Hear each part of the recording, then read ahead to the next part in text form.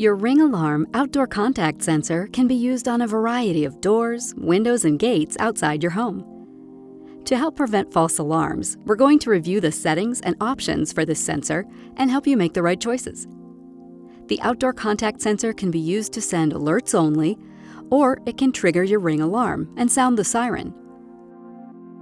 Choose Send Alerts Only for gates and entrances that might be used by guests, family members, and mail or package delivery. You don't want to trigger a false alarm when you have a visitor. Choose Trigger Alarm for garages, sheds, and storage units that should remain locked and closed when Ring alarm is armed. Triggering the alarm in these situations can help deter unwanted intruders. If you change your mind, you can change the sensor settings anytime using the Ring app. If you select Trigger Alarm, you'll need to decide when the alarm should sound. Choose Main Door for any door or entrance that you use to enter and leave. This might include a door to a garage. The alarm won't sound immediately, but it will sound after an entry delay.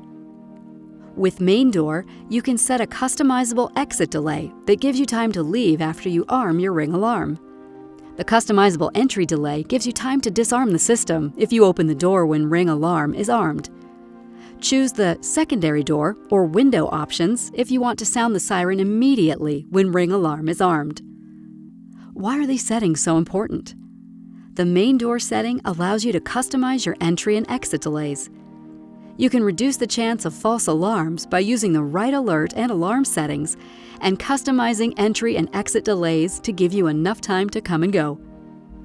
Your shared users can also customize their alert settings separately.